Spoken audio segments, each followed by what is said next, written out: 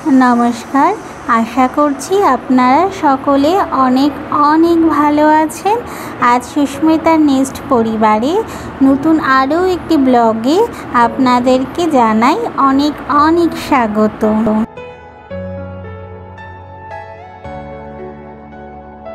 আজ শনিবার, বেলা এখন 12টা। আজ যাচ্ছি বাড়ির খুবই কাছে এই বাজারটি। বাড়ির থেকে প্রায় সময় লাগে 30 থেকে 35 মিনিট।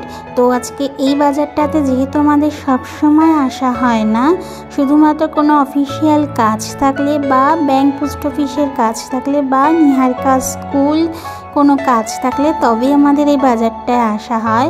ঠিক তেমনি আজকেও আসছি পোস্ট অফিসেই যাব সেই উদ্দেশ্য করে। আর আমাদের তো সেইভাবে কোনো জায়গায় যাওয়া হয় না, সেইভাবে নিহারিকার বাবা বলল চলো একসাথে ঘুরেই আসা যায়।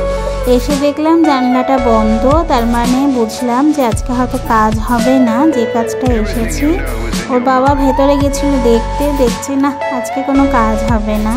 তো নিহারিকা অনেক দিন ধরে বায়না করছিল মা একটু ফুচকা খাবো। তো এটা ছিল একদম পোস্ট অফিসের গায়ের সাথে লাগানো ফুচকার দোকান। এই দোকানটা থেকে আমরা ফুচকা খেলাম, ওকে একটু খাওয়ালাম কারণ ও ফুচকা আর আইসক্রিমটা খুব পছন্দ করে। তো ওর মনটা ভরে আমি ওকে ফুচকা খাইয়েছি আজকে। আর বলেছে আইসক্রিম, অবশ্য বাড়ির থেকে আমাদের বলে এসেছিলো যে আজকে আমি ফুচকা আইসক্রিম দুটোই খাবো। তো ফুচকার ওর একটা পছন্দের খাবারের মধ্যে পড়ে, বাইরের খাবারের মধ্যে।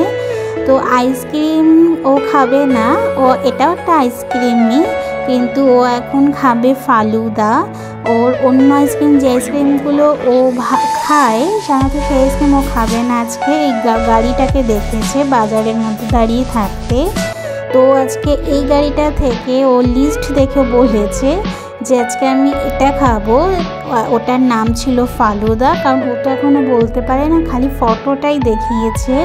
আর ফালুদার সাথে একটা বাদাম শেক করে নিয়েছি। এটা বানাতে একটু টাইম লাগে কারণ এটা অনেক কিছু দিয়ে ক্রিম বাগারা তার সাথে বাদাম দিয়ে একটু দুধ দিয়ে বানাতে টাইম লাগে, তাই ওর বাবা গেছে অন্য কাজ করতে। আর এদিকে আইসক্রিম বানাচ্ছে। আর ও দেখছেন কি শুরু করেছে, গাড়িটার ওপর মই একটু আছে তাই বেয়ে বেয়ে ওপর উঠছে একবার নামছে। আর দেখছেন কি সুন্দর না, গাড়িটার মধ্যে করে কি সুন্দর গাড়ির মধ্যে করে একটা দোকান সাজানো পুরো হয়ে গেছে আমাদের তৈরি। এবারে দিয়ে দিয়েছে একটা গ্লাসের মধ্যে। ও দেখে বলছে মা এগুলো কি?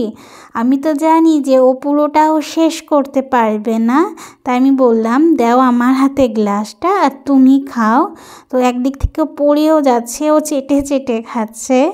ও বলছে মা এটা কিন্তু অনেক ইয়ামি। আমি বলছি আচ্ছা ঠিক আছে, আজকে যদি তুমি খেতে পারো বা তুমি যদি পছন্দ করো, অন্য যেদিন আমরা বাজারে আসবো সেদিনই আমরা তোমাকে আবার ফালুদা খাওয়াবো।